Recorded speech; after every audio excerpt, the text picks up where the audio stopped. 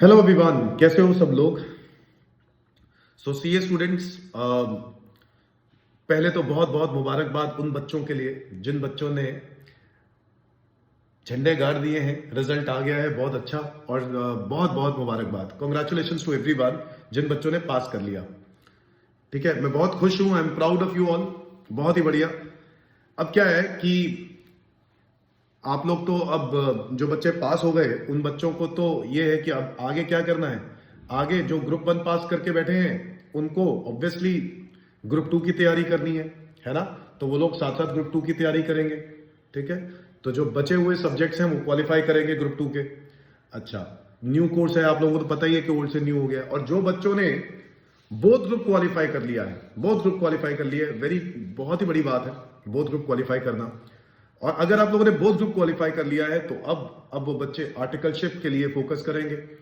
ठीक है, अपनी इंस्टीट्यूट की जो फॉर्मेलिटीज है वो पूरी करके आप लोग आर्टिकलशिप स्टार्ट करोगे, आर्टिकलशिप देखना स्टार्ट करोगे। तो ऑब्वियसली अच्छी जगह पे आर्टिकलशिप के लिए ट्राई करने की कोशिश कर रहे होंगे बच्चे। ठीक है, चाहे वो मिड साइज फॉर्म्स हो चाहे वो बिग साइज फॉर्म्स हो, तो जो भी है आप लोग अच्छे से ट्राई करो। कोई हेल्प चाहिए होगी तो जरूर हम लोग आपकी मदद करेंगे।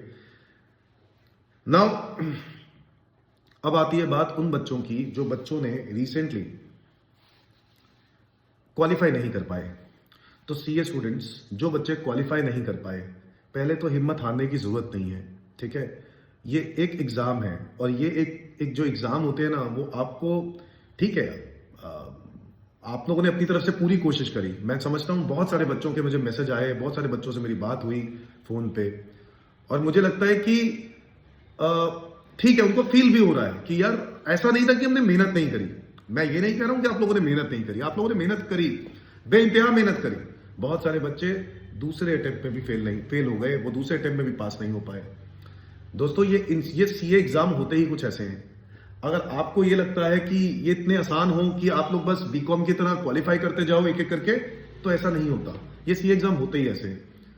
ठीक है, और बताऊं क्या है इसके लिए मैं आपको बोलूं, बहुत सारे बच्चों से मेरी बात हुई, वो आप लोग ना प्लानिंग करते हो बट आप प्लानिंग एग्जीक्यूट नहीं करते। तो अगर आप लोग प्लानिंग में फेलियर हो गया था, मतलब प्लान तो किया बहुत अच्छा, बहुत बेहतरीन प्लान किया, बट आप एग्जीक्यूट नहीं कर पाए, ठीक है, तो वो इशू है। और जो बच्चे प्लानिंग को एग्जीक्यूट कर पाते हैं, स्ट्रैटेजीज बनाकर एग्जीक्यूट कर पाते हैं, वो बच्चे क्वालिफाई कर जाए आपके सामने। मतलब आप उन बच्चों से बात कर सकते हो, क्या उन्होंने प्लान किया था, कैसे उनके इतने अच्छे नंबर हैं। तो आपको पहली बात तो यह है अपने आप में कमियां देखनी है कि कहां कमियां थी, क्या हम लोगों ने गलत किया। अब जो गलत किया उसको इंप्रूव कैसे करें, रेक्टिफाई कैसे करें।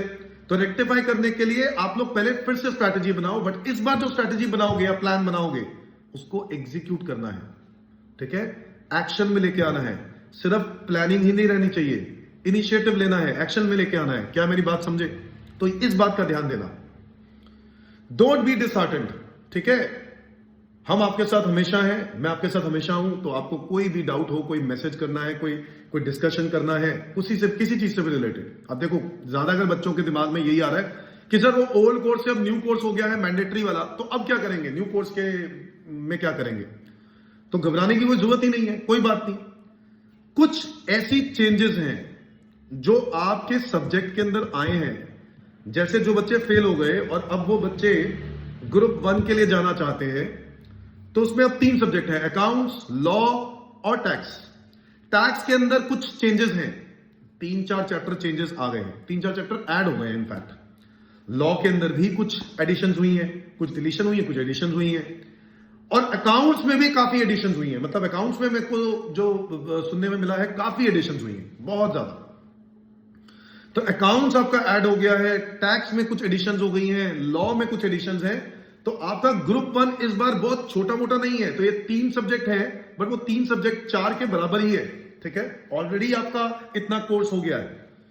तो आपको रिवीजन करनी है, बट आपको रिवीजन के साथ साथ इस बात का ध्यान रखना है, आपको एक कुछ नई चीजें भी पढ़नी होंगी। और जो बच्चे एडवांस अकाउंट्स ऑलरेडी कर रहे थे अकाउंट्स के बाद, उनको लग रहा था कि अब एडवांस अकाउंट्स उन्होंने किया ही हुआ है, तो अब तो कंबाइन होकर न्यू सिलेबस में अकाउंट्स देना है, वो दोनों का मर्जर ही है। ऐसा नहीं है, बहुत सारे और चैप्टर्स भी हैं जो आपको करने होंगे। Is that clear?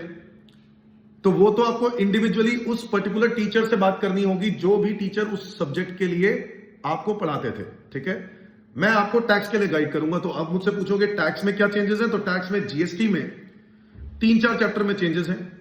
डीटी की बात करोगे तो डीटी में कोई खास चेंज नहीं है। आपको सबसे इंपॉर्टेंट है अमेंडमेंट्स को ध्यान से देखना। जितने भी अमेंडमेंट्स हैं वो सब पढ़ने हैं। Is that clear? Finance act वाले अमेंडमेंट्स और नोटिफिकेशन वाले अमेंडमेंट्स आप मेरे चैनल पे जाओगे, इस चैनल के अंदर ही आपको वो सारी वीडियोस मिल जाएंगी। प्लेलिस्ट के अंदर सारे अमेंडमेंट्स मेरे पास अपडेटेड है। मैं आपको देता जा रहा हूं अमेंडमेंट्स टॉपिक वाइज, और उसके अलावा कोई अमेंडमेंट नहीं है, वही अमेंडमेंट है बस लास्ट। ठीक है, रिवीजन में बहुत जल्द लेके आऊंगा इस बार। पिछली बार कुछ बीमारी होने के कारण, कुछ रीजन था जो मेरे लिए पर्सनल प्रॉब्लम एक मुझे बहुत बड़ी फेस करनी पड़ी, जिसकी वजह से मैं टाइम पर आपको रिवीजन नहीं करा सका। बट इस बार मैं रिवीजन भी टाइम पे कराऊंगा। ठीक है, तो इस चैनल के साथ भी बने रहना है आप लोगों को। ठीक है, अपडेशंस देखनी है और हिम्मत नहीं हारनी है यार, हिम्मत नहीं हारनी है। हिम्मत हार गए तो सब कुछ हार गए जिंदगी के अंदर। ठीक है, भगवान ना करे अगर आपके दिमाग में ये भी है कि एग्जाम सिर्फ यही एग्जाम है, तो भाई ये भी गलत है। ठीक है, जिंदगी में बहुत कुछ है, हिम्मत नहीं हारनी। और अगर आपने ठान लिया कि मुझे सीए करना है और करके ही रहना है, तो ये बहुत अच्छी बात है। अगर आपने ये ठान ली है तो इस बार नहीं तो अगली बार 110% आप डेफिनेटली क्लियर कर जाओगे दोस्तों। ठीक है, अपने पर विश्वास रखो, क्योंकि मुझे तुम पर बिल्कुल विश्वास है, पूरा भरोसा है, तुम अगली बार जरूर क्वालिफाई करोगे।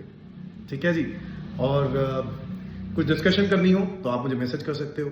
ठीक है, और ओल्ड कोर्स न्यू कोर्स की चिंता नहीं करनी है। मैं अपडेट्स लेके आता रहूंगा कि ओल्ड कोर्स और न्यू कोर्स में क्या चेंजेस हैं।